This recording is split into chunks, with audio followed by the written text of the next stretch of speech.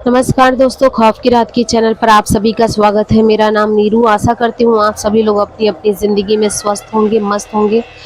आज मैं आप लोगों के सामने एक ऐसी कहानी बताने जा रही हूँ जिसको सुनकर आप लोग अपनी बहन, बेटी, किसी को भी शादी करने से पहले 100 बार सोचेंगे कि क्या वह परिवार अच्छा है। जी हाँ, मैं उत्तर प्रदेश की एक कहानी बताने जा रही हूँ जो एक सच्ची घटना पर आधारित है। मीना जो है हँसती खेलती लड़की थी। अच्छी खासी पढ़ाई करने के बाद उसके माँ-बाप ने सोचा कि मीना के हाथ पीले कर दिए जाएँ। आप लोगों को पता है दहेज जो होता है कितनी बुरी बात है। दहेज की वज़ह से कितने लोगों की जान चली जाती है और वह एक खौफनाक रूप ले लेती है। तो मीना इतनी अच्छी लड़की थी कि पूरे गाँव में वो लोग उसकी जैसी लड़की सोचते थे कि सभी के घर में हो।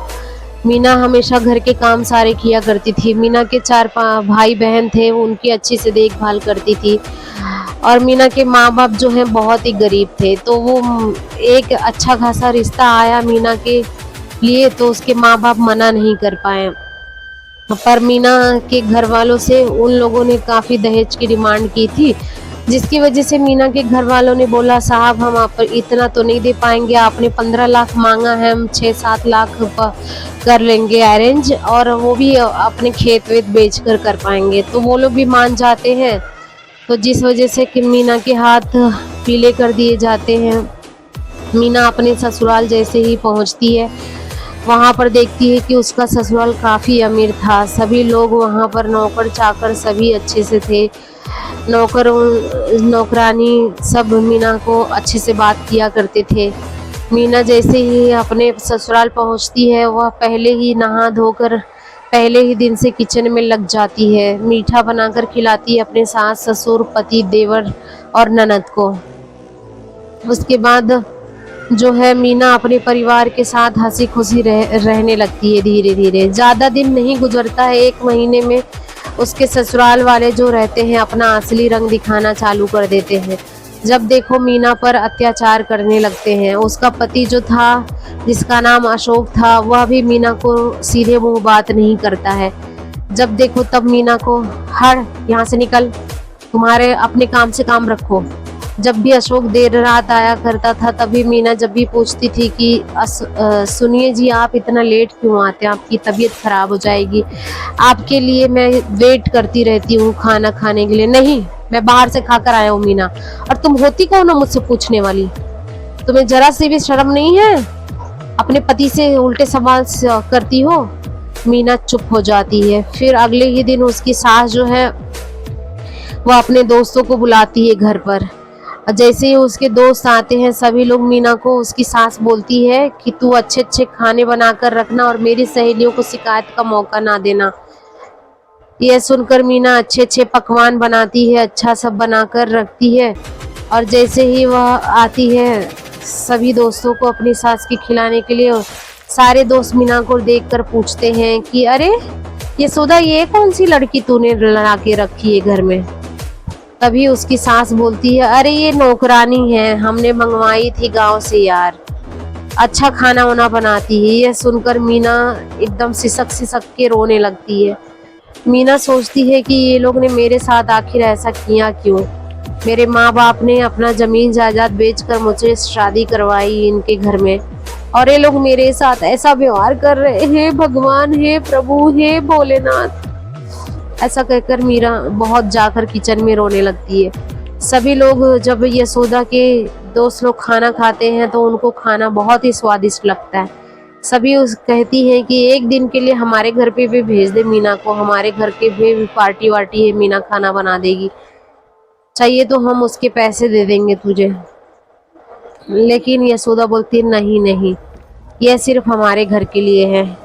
ऐसे करते करते काफ़ी दिन बीत जाते हैं। फिर मीना की सास ननद उस पर काफ़ी अत्याचार करने लगती हैं, उसे मारने पीटने लगती हैं। एक दिन तो हद ही हो गई, थोड़ा सा खाने में नमक ज़्यादा था, तभी मीना की सास और ननद उसका हाथ को पकड़कर उसको जला देती हैं।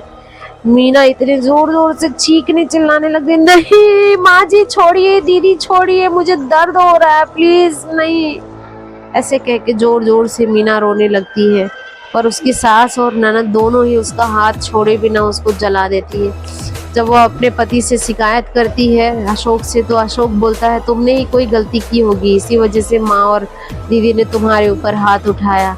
फिर एक दिन आता है, घर का फ्रिज खराब हो जाता है।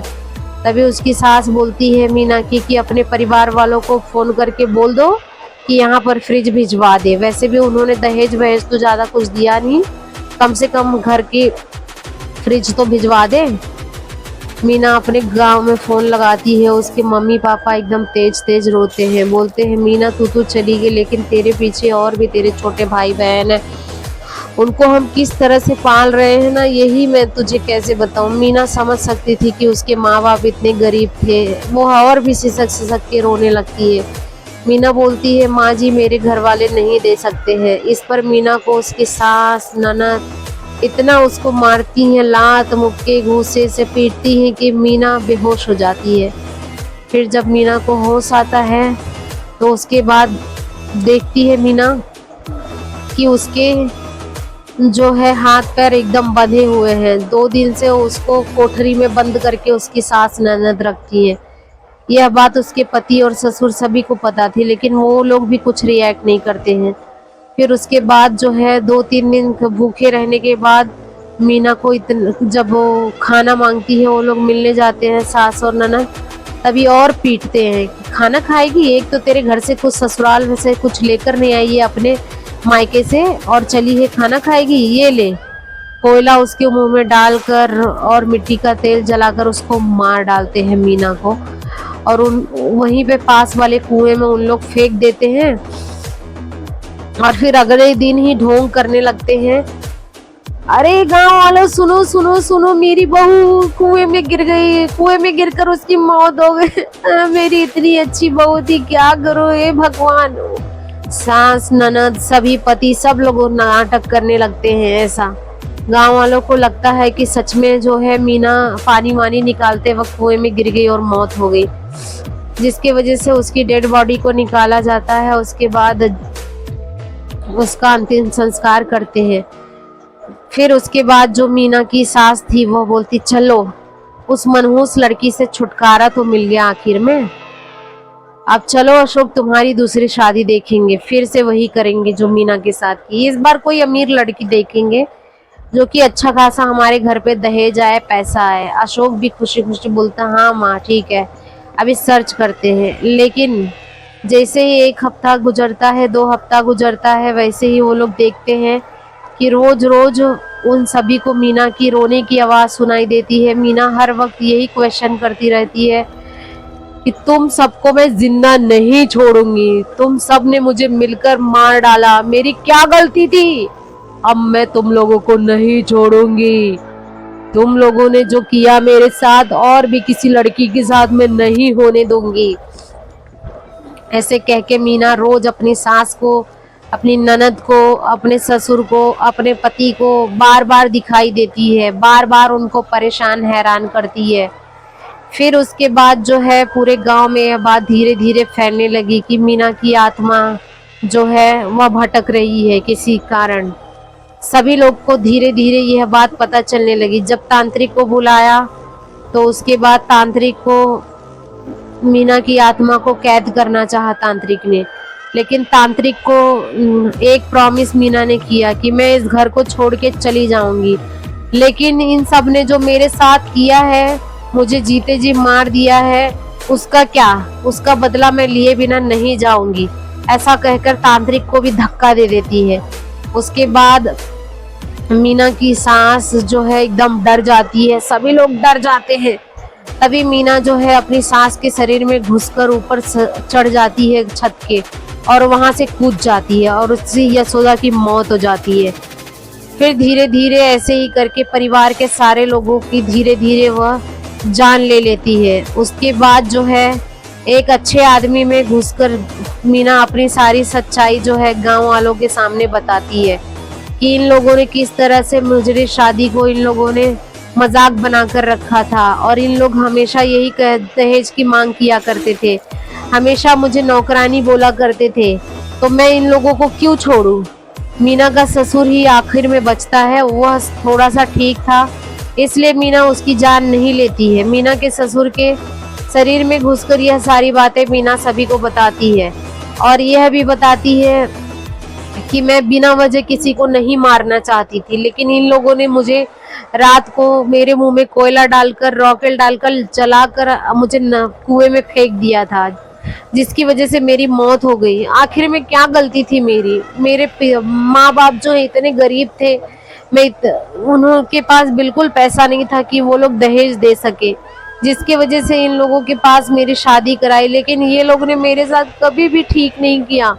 अब मैं इनको नहीं छोड़ूंगी। तो यह कहकर सारे लोगों को मीना मार देती है और गांव वालों को भी समझ में आ जाता है कि मतलब मीना की कोई गलती नहीं थी, ये सारे लोग ही गलत थे। सभी लड़कियों को फंसाते थे और शादी करते थे और उसके बाद दहेज की डिमांड करते थे।